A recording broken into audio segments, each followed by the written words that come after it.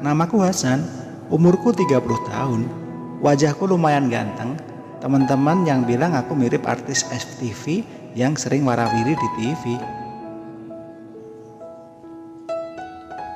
Wajarlah kalau dulu sewaktu sekolah maupun kuliah, banyak teman-teman cewek yang ngejar-ngejar aku untuk mendapatkan cintaku.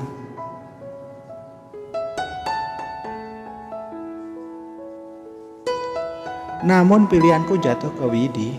Dia temanku sewaktu kuliah. Widi orangnya cantik dan lugu.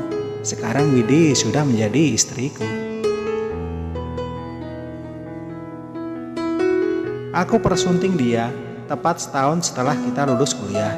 Waktu itu acara pernikahan diadakan secara besar dengan banyak tamu undangan.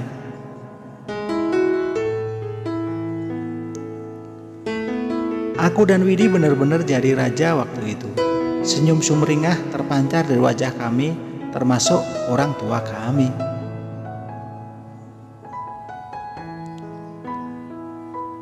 Setelah acara pernikahan selesai, aku dan Widi tidak ikut orang tua.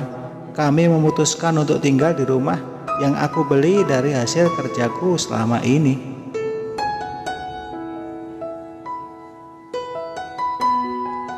Malam pertama itu indah sekali. Aku dan Widi menumpahkan gejolak asmara yang selama ini kami pendam. Sungguh luar biasa. 3 kali kami melakukannya malam itu.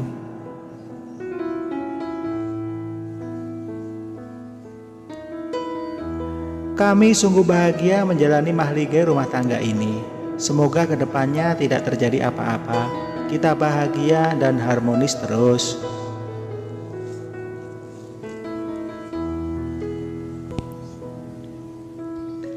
Waktu pun terus berjalan. Tak terasa setahun sudah aku dan Widi membangun rumah tangga. Dan selama itu pula kita jalani tanpa persoalan yang berarti. Hingga aku dipindah tugaskan oleh kantor untuk mengurusi kantor cabang yang ada di luar kota.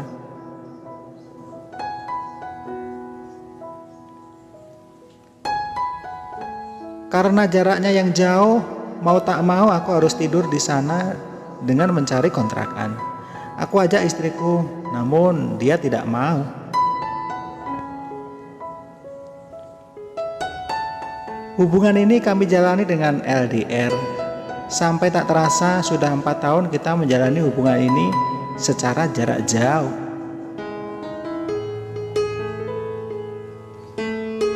Selama itu pula kita belum memiliki keturunan. Mungkin karena kita tidak hidup bersama. Kalau aku pulang pun kadang-kadang pas istri lagi bulanan. Bagaimana mau punya anak?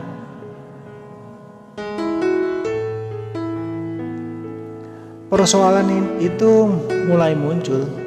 Kalau aku pas pulang aku minta jatah, terkadang istriku tidak mau. Entah ada apa ini, istriku mulai berubah.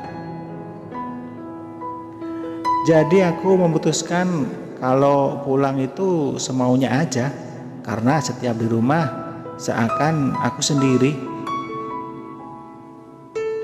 Punya istri tapi terasa sendiri. Karena teknologi yang canggih, istriku lebih suka bermain dengan HP-nya. Saat itu aku tidak pernah merasa curiga kepada istriku. Karena di zaman sekarang semuanya bisa ditutupi dengan menghapus pesan. Waktu itu aku libur selama 3 hari. Aku putuskan untuk pulang ke rumah.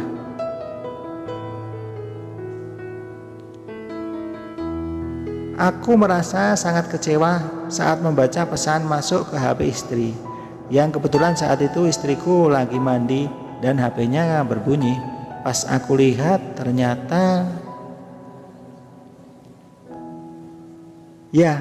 pesan itu dari seorang cowok yang ngajak ketemuan.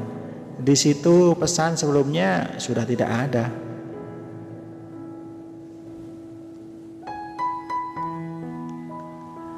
Aku pun pura-pura tidak tahu, padahal pesannya sudah kubaca, lalu kuhapus.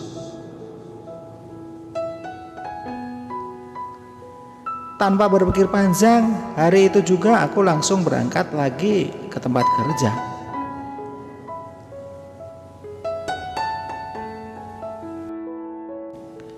Padahal waktu libur masih 3 harian lagi. Tapi karena aku membaca pesan masuk itu, aku langsung pergi saja.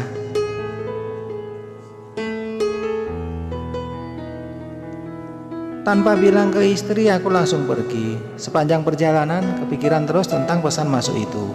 Karena aku sudah jauh, jadinya aku terus melanjutkan perjalananku ke tempat kerja.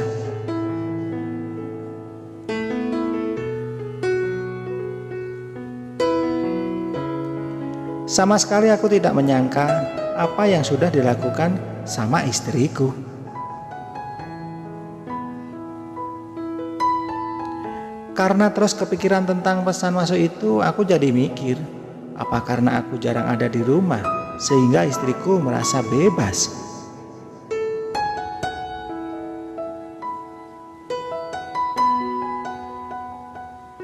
Apa karena istriku merasa kesepian sehingga dia berani berbuat seperti itu? Pikiranku kemana-mana. Sampai akhirnya setelah 4 bulan kejadian itu, aku memutuskan untuk berhenti bekerja dan membuka usaha sendiri di rumah.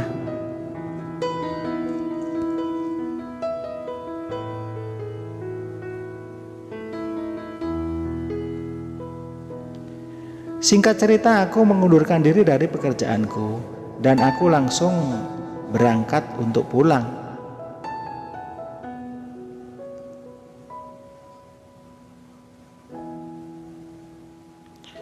Pas aku pulang dan nyampe rumah sekitar jam 2 siang. Waktu itu istriku tidak ada di rumah. Pintu rumah dikunci dan akhirnya aku ke rumah orang tuaku.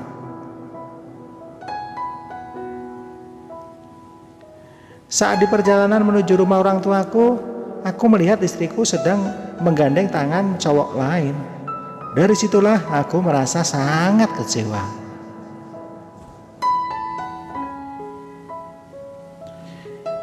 Aku berhentikan mobilku dan aku langsung turun dari mobil untuk menghampiri istriku yang lagi bergandengan tangan.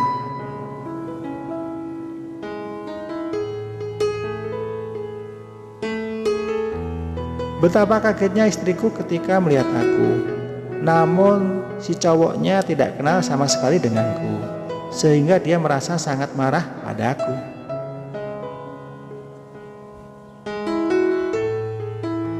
Seharusnya yang marah itu aku, tapi aneh, kok malah kebalik. Cowok itu mengira aku mau mengganggu hubungan mereka. Aku ketawa saja. Aku cuma minta kunci rumah pada istriku. Setelah dikasih kuncinya, aku pun pulang. Si cowok itu cuma bengong.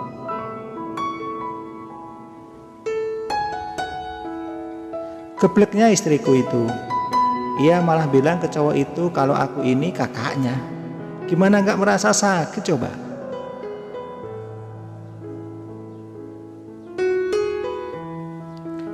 Setelah itu istriku tidak berani pulang ke rumah.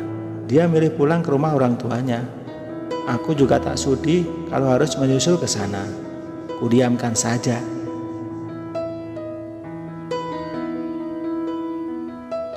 Semenjak kejadian itu aku sudah tidak ada komunikasi lagi dengan istriku. Malah aku dibuat kaget karena aku menerima surat dari pengadilan agama.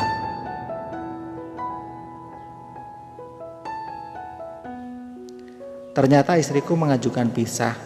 Aku sedikit kaget, namun aku juga lega bisa terlepas dari dia.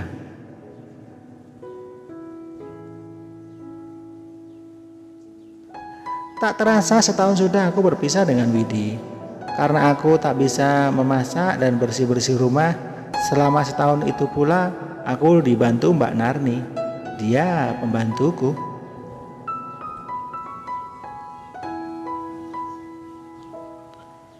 Mbak Narni orangnya tidak terlalu cantik, tapi bodinya itu loh sangat bagus. Dia orangnya juga baik dan jujur.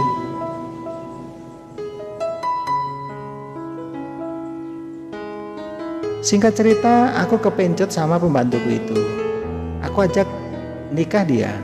Aku seneng karena dia juga tidak menolak.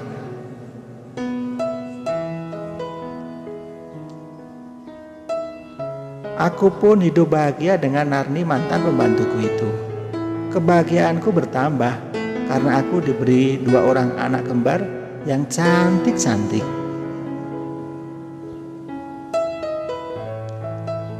Dulu aku yang menderita dikhianati istriku yang menyeleweng. Sekarang aku bahagia mendapatkan istri yang baik dan pengertian.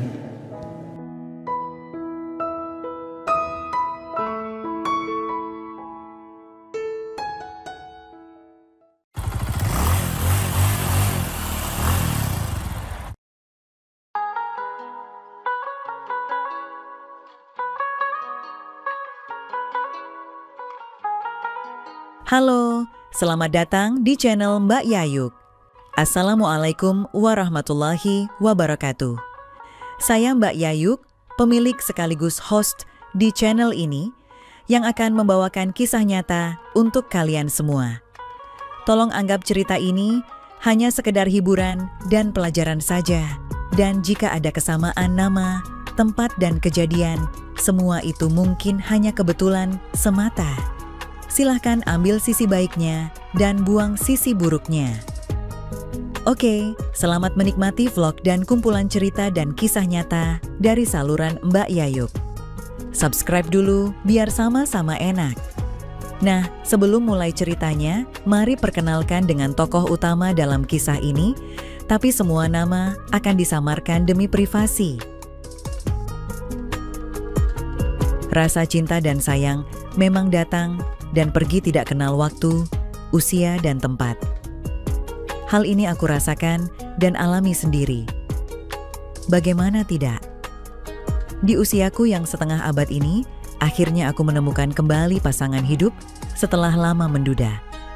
Bahkan setelah aku menikah dengan seorang wanita yang seumuran denganku dan dia punya putri yang cantik dan menarik. Ternyata putrinya yang bernama Sonia, 21 tahun, diam-diam ada rasa kagum dan rasa cinta selayaknya seorang kekasih.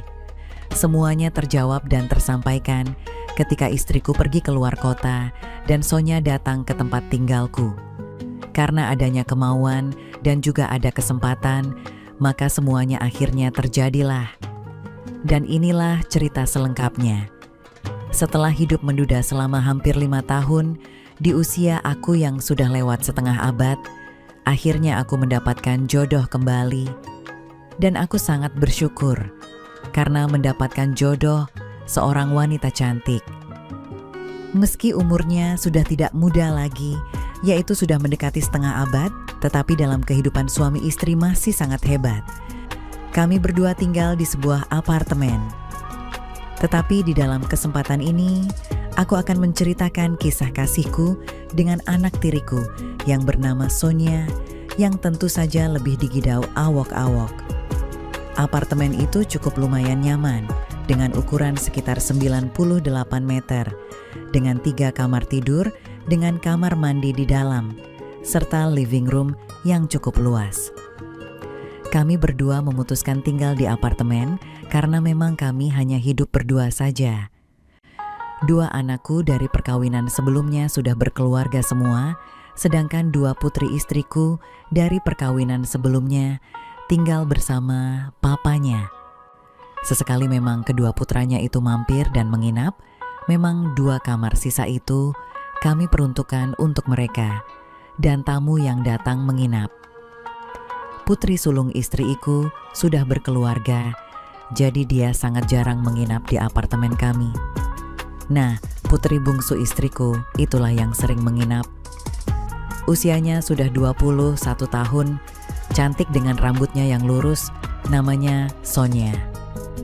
Kedua putri istriku itu sampai sekarang masih memanggilku Om.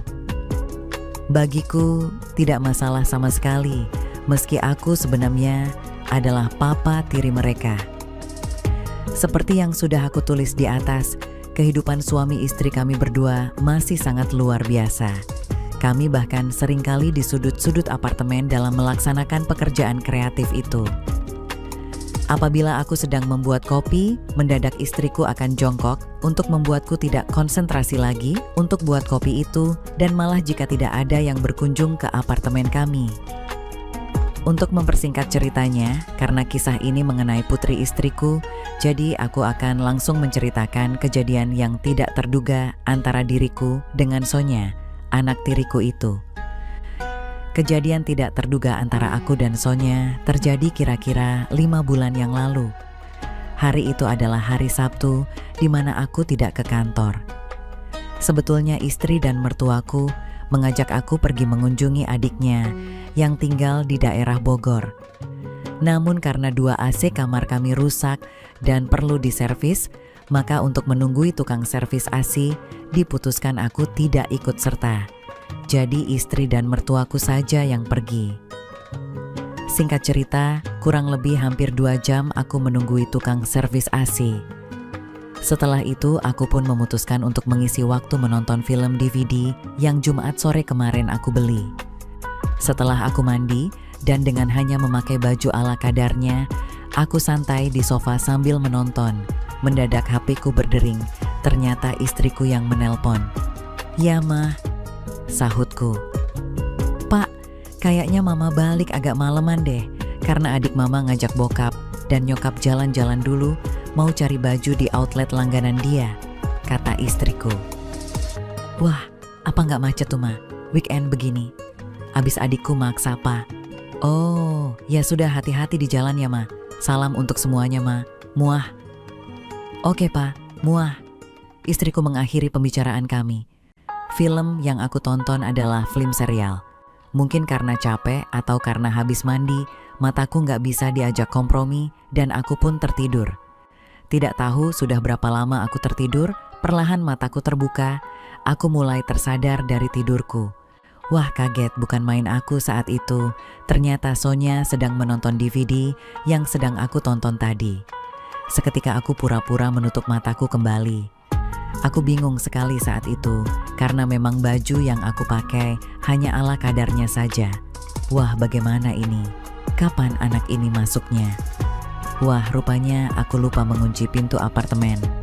Aku masih bingung bagaimana caranya aku bangun dan memulai percakapan dengannya, mengingat kondisiku pada saat itu. Akhirnya aku putuskan untuk seolah baru bangun dan akan secepatnya ke kamar untuk ganti. Wah, aku berlagak merenggangkan badan seolah baru bangun tidur. "Oh Sonya, kapan sampai? Maaf ya, Om tadi ketiduran jadi nggak tahu." Ucapku sambil berlagak mengucek mata dan mengatur nafasku agar terlihat biasa. "Udah sejaman si Om aku datangnya, Om lupa ya kunci pintu, jadi Sonya bisa masuk deh," jawabnya sambil melirik ke arahku. "Tadi Sonya mau bangunin Om, cuman kasihan, kayaknya nyenyak banget. Ya udah, Sonya diemin aja," sahut Sonya tersenyum manis. Anak ini kok makin cantik aja ya. Tidak sadar, aku pukul kepalaku. "Heh, jangan mikir macem-macem. Itu putri Elstrimu," ingatku sendiri. "Kenapa Om? Pusing ya?" Sonya heran melihat aku memukul kepalaku sendiri. "Enggak, Om cuma lupa aja. Masih pakai baju begini dan ada kamu. Bentar ya Om, ganti baju dulu," sahutku sambil berdiri dan mau beranjak dari sofa. "Ya nggak usah lah Om, santai aja lah. Sonya nggak apa-apa kok," sahutnya. Dan yang sangat mengejutkanku adalah ketika dia kembali berkata dengan santainya, "Sonya tahu kok, kalau di sini Om sama Mama sering cuman pakai seperti itu aja. Jadi santai aja Om, kan Sonya anak Om juga." Waduh, tahu dari mana dia kebiasaan aku dan mamanya jika sedang berdua di apartemen. "Oh iya, mamamu ke Bogor tadi bareng Oma," kataku memberitahu. "Iya Sonya, tahu kok. Tadi sudah telepon Mama sebelum kesini. Mama bilang kalau ada Om di apartemen makanya aku kesini," sahutnya. Kulirik dia sekilas, kok sambil ngomong matanya melihat ke arah bawahku. Wah, kacau nih. Untuk menghilangkan kegrogianku, aku berdiri dan beranjak ke arah dapur. "Om mau buat kopi? Sonya mau dibuatkan apa? Kataku.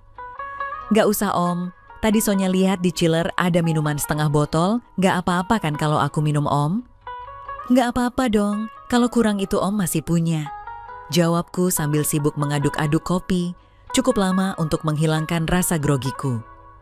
Kok lama sih buat kopinya Om? Wah ketahuan deh, segera aku balik badan dan membawanya kembali duduk di sofa. Kembali aku dibuat terkejut olehnya. Ketika aku baru duduk di sofa, mendadak dia beranjak dari sofa ke arah sofa yang menghadap TV dan duduk di sebelahku. Wah, makin kisruh keadaan aku jadinya.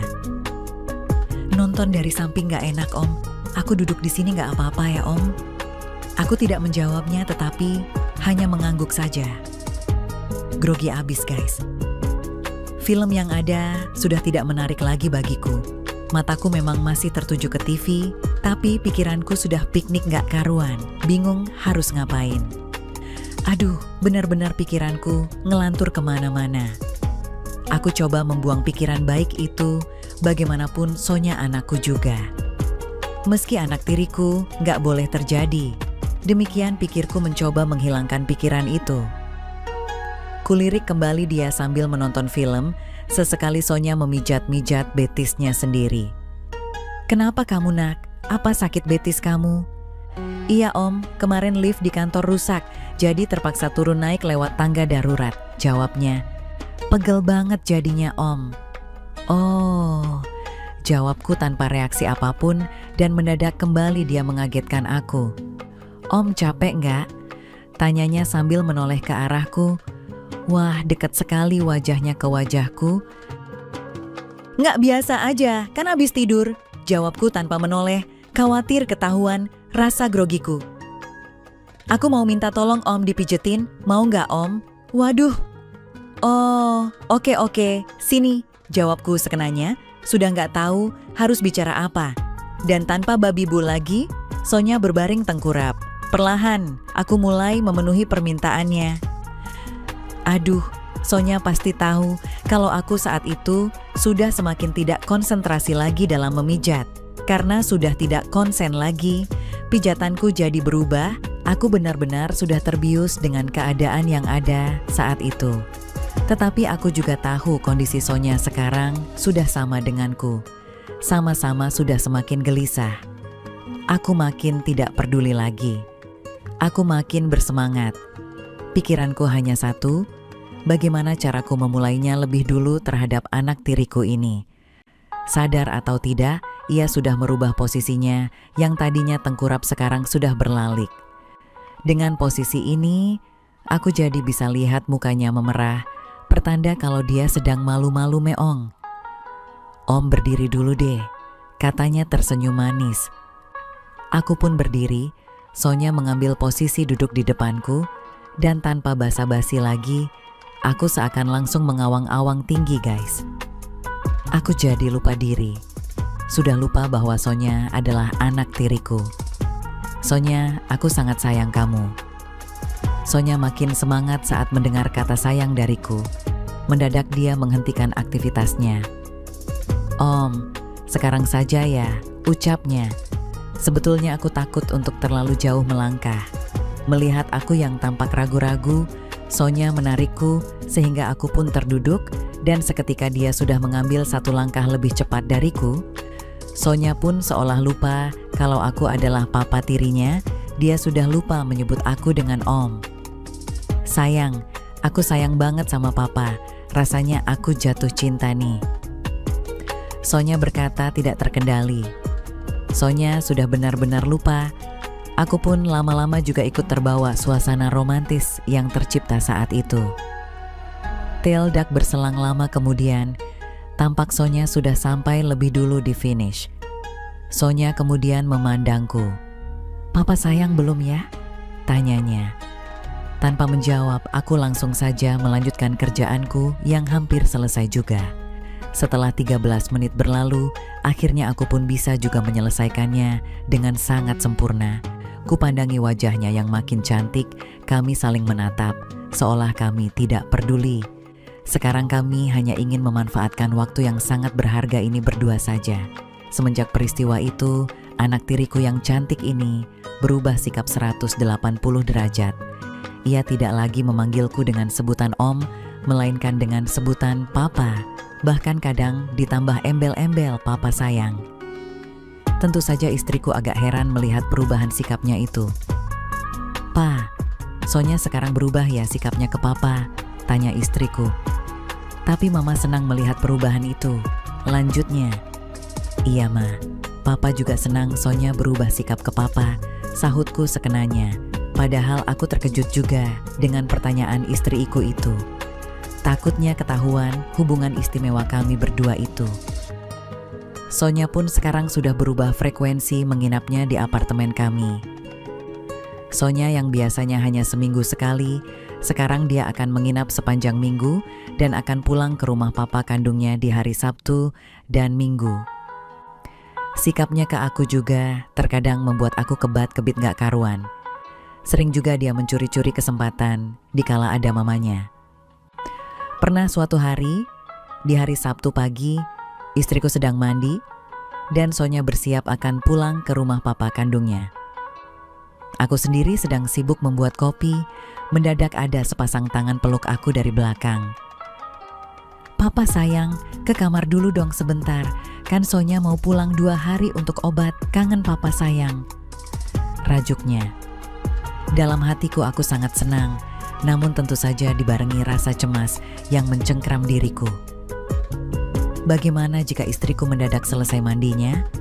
Seolah tahu dengan kecemasanku, ia pun berbisik.